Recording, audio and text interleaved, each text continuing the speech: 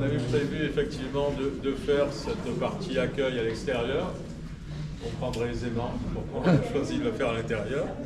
Moi, c'est avec beaucoup de plaisir que je vous accueille ici au musée intercommunal de la Mure-Argent, avec les élus de la Mure qui sont là, tranquilles, face à moi. Merci.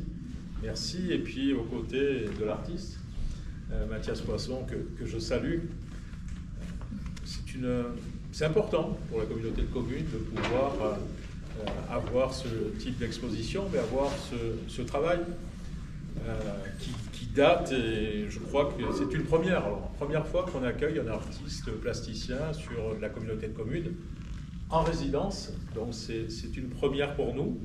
Et vu le nombre de personnes qui sont là aujourd'hui, c'est quelque chose qui paraissait intéressant pour vous, puisque vous êtes auprès de nous pour ce vernissage. Donc c'est ce qui me paraît important. Alors c'est quelque chose qui a commencé, Magali, notre responsable des musées, me disait près de 2 ans. Il y a près de 2 ans que les premiers contacts ont été pris, qu'il y a eu tout un travail qui a été fait. Hein. Ça demandait du temps, de l'engagement, de la recherche, de la réflexion.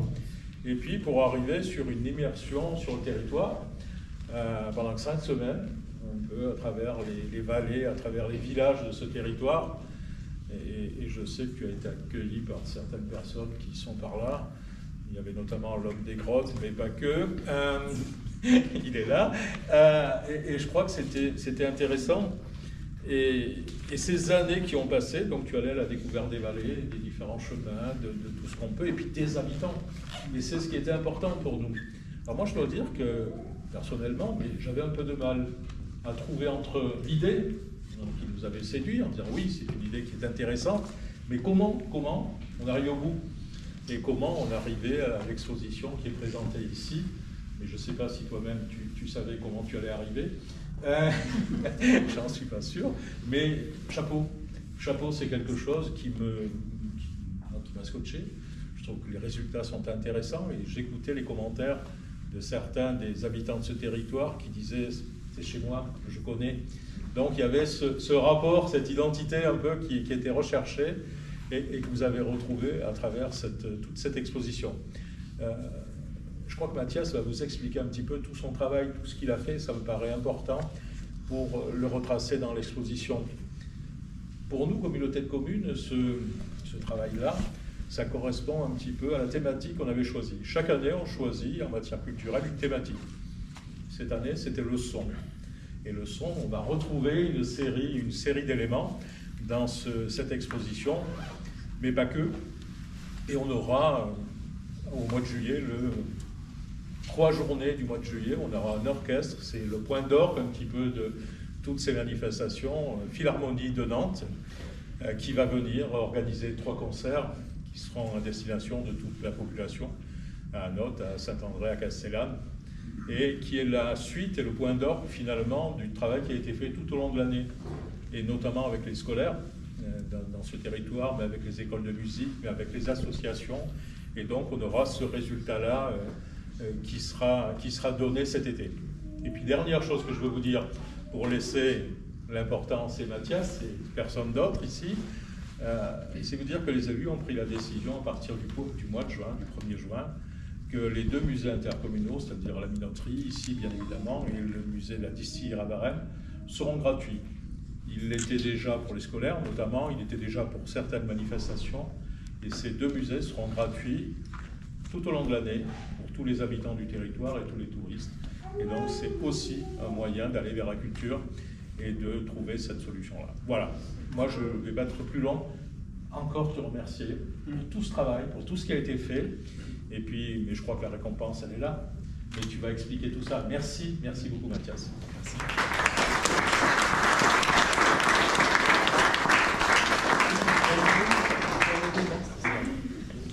Moi, je suis très ému d'être là, que vous soyez là, de montrer tout ce travail en cours, ce travail qui est très frais, hein, puisqu'il y a certaines œuvres que j'ai finies il y a quelques jours.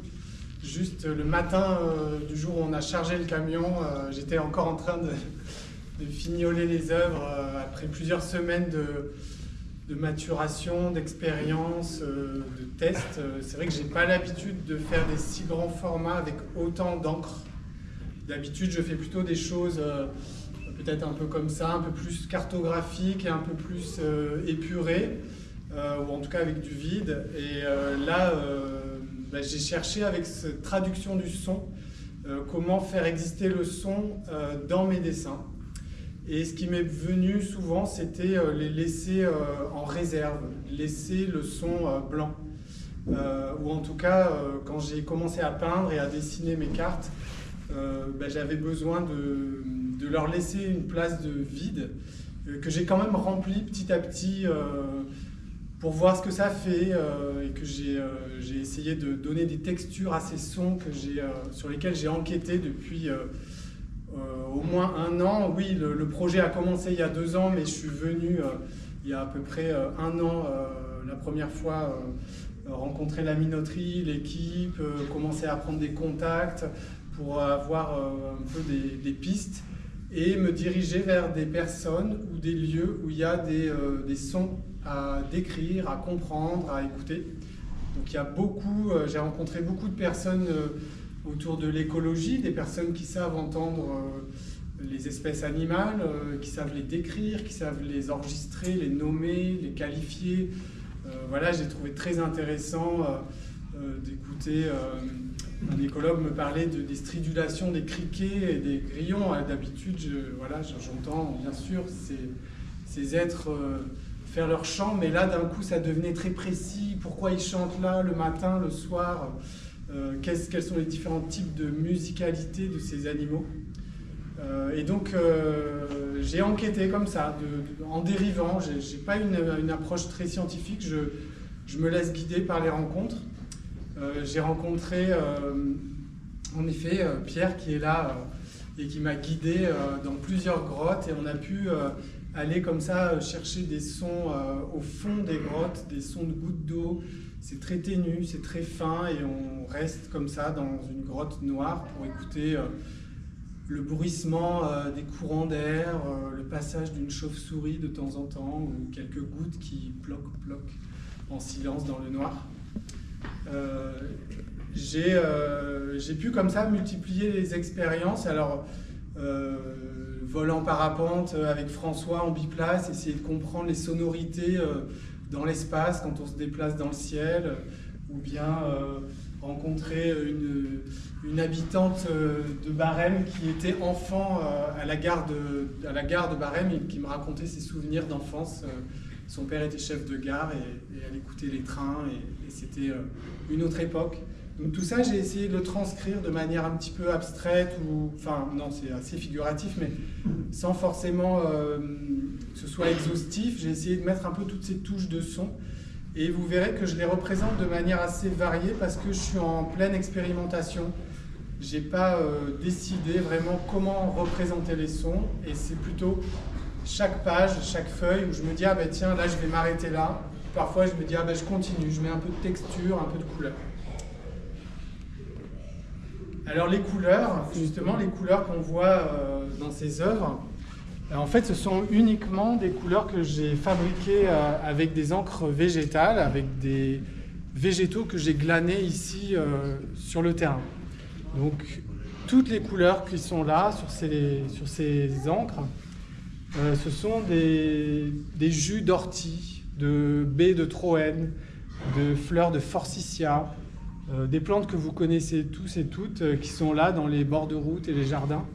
Le marron, c'est souvent le brou de noix, ce marron comme ça, assez dense. Et puis le noir qu'on voit là-bas sur l'avion de chasse, c'est un noir fait avec la noix de Galles, qui est cette boule qui est accrochée, qui est une extension des branches de chêne blanc.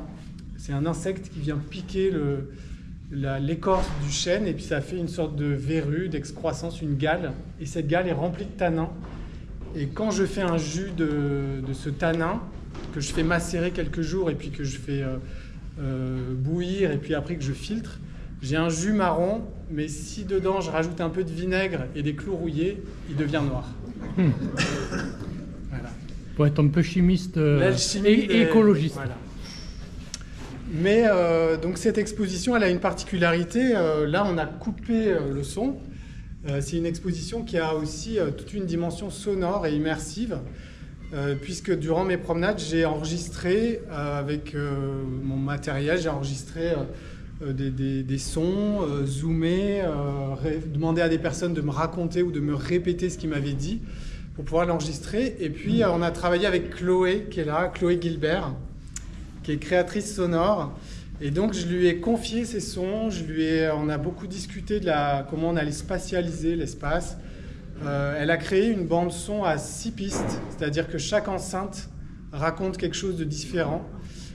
Donc, voilà, tout le travail de composition dans l'espace et puis dans le temps, c'est Chloé qui a œuvré tout au long du projet, puisque dès le début, dès octobre, je crois, ou cette période-là, on a commencé à dialoguer pour se dire, bon, mais qu'est-ce qu'on fait des sons? Oui, le dialogue entre les sons et les dessins, comment ça va se passer? Donc voilà, il y a une partie là qui est plus autour du paysage sonore.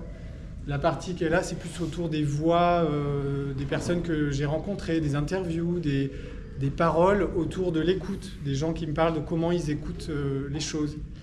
Et les 2 enceintes qui sont là, c'est plutôt autour de mes expériences de marcheur, où je décris ce qui se passe en moi quand j'écoute, quand je marche, où j'enregistre mes chaussures qui couinent, j'enregistre mon cœur qui bat, ou des choses plus proximales, je dirais, plus proches de moi. Donc pour avoir le son, on va le remettre, mais je vous conseille de revenir tranquillement dans une ambiance peut-être plus silencieuse. Mais en tout cas, là on va le remettre, le son, et puis voilà, ça fait partie de l'exposition, le dialogue entre le son et l'image. Alors l'œuvre qui est à l'entrée, là, la première, elle retrace toute la bande-son, les 40 minutes de bande-son qui sont en boucle, sont dessinées, et ça permet de se repérer dans cette composition. On voyage du coup de manière beaucoup plus esthétique et sonore, plus que géographique. Donc je mélange des sons de pelleteuses avec des sons d'animaux, des sons de grottes avec des instruments de musique. Voilà, c'est varié. À tous, merci Mathias de nous offrir ici dans ce musée de la minoterie intercommunal. Merci. Excuse-moi, intercommunal de la minoterie. On a connu ça au début, nous. C'est vrai que chaque année, on trouve, comme tu le disais, la culture pour tous et partout. Là, on reprend un peu les propos de la présidente, mais on est dans ce cadre-là, effectivement. L'année dernière, si je ne m'abuse, nous avions l'IDBN qui était présent. On a eu pas mal d'artistes. Ce musée, en fait, commence à... J'avoue que pour sillonner le département, on commence à parler de plus en plus du musée. On dit toujours le musée de la minoterie. Hein, je suis désolé, mais oui. On dit toujours le musée de la minoterie. Dans tout le département, en fait, on commence à en parler. On a beaucoup d'artistes, je côtoie beaucoup d'artistes en étant délégué à la culture, qui me disent, tiens, on cherche un endroit atypique dans des bâtiments industriels qui ont été rénovés comme ça pour exposer. Et c'est vrai que là, mais je me permettrai de te rencontrer prochainement pour continuer. Mathias vient de Signan-la-Rotonde. Signan-la-Rotonde, magnifique village des Alpes-de-Provence, à la limite du Vaucluse, mais un superbe village. Qui est village et cité de caractère aussi, avec ça, notamment de superbes manifestations au mois de juillet et août, au niveau des orchestres. Alors c'est vrai on arrive dans ce musée, l'aménagement en plus de cette salle de deuxième ménage qu'on n'a pas connu comme ça au départ, et en fait il nous manque plus pour l'ouvrir à l'année qu'un peu de chauffage. Et donc on compte sur toi pour effectivement du chauffage. On compte un peu sur la région et l'État aussi, hein, si vous voulez, mettre un peu de chauffage pour qu'on puisse l'ouvrir. Et tu l'as fortement dit, justement dit tout à l'heure, la culture partout et pour tous commence par la gratuité. Absolument. Des entrées de ça. Les médiathèques dans notre département, les 91 médiathèques, il n'y en a plus qui sont payantes, c'est déjà pas mal. Mais ces musées, de plus en plus, on arrive à faire la gratuité dans ces musées. C'est pas, si je me souviens bien, c'est pas ces quelques euros qui nous rapportaient que ça allait bouger le monde. Mais d'un autre côté, la gratuité permet à tout le monde de venir.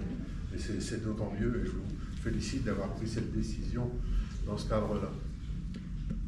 Mathias va nous expliquer tout. Il a bien commencé. Il a déjà bien commencé, mais il n'a pas terminé encore. Hein. Et... Écoutez, merci, bonne visite. Merci. Et puis, merci à toi et bravo à toi. On continue à échanger et puis je crois qu'il y a un petit cours de prévu ensuite. Ah.